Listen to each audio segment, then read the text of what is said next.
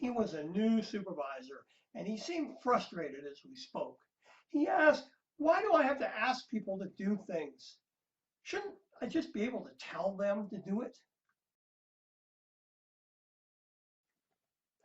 Yes, you can tell them, and they should respond. But is that the way to build a really productive, high performance team? Is that the way you want your boss to relate to you? When leading a team, it's a good idea to put yourself in your team members' shoes. That's why in our leadership workshops, we ask new leaders to develop a list of good and bad leadership characteristics that they've observed and experienced. How did they feel when the boss simply told them what to do?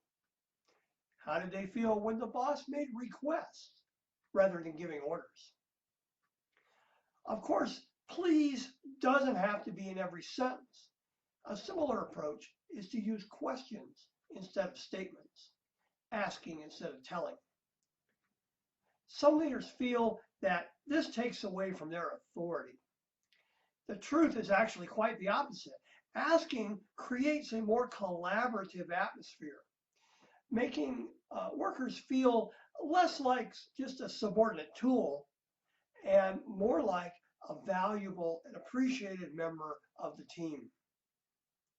Now, what about thank you? The new supervisor also didn't think he should have to use that word either. Again, not required, but to say thank you, it produces great results. We used to have a saying in the Air Force that the absence of punishment was a reward in itself.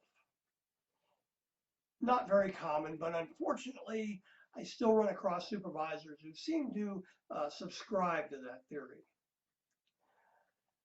They think that if the team doesn't hear from them, that's a good thing. And their team probably feels that way too. But more productive teams have leaders who show team members genuine appreciation for their work. Thank you doesn't have to be elaborate gifts or rewards. Often, just a nice word from the boss. Thank you is all that's required. So just like your mama taught you, say please and thank you.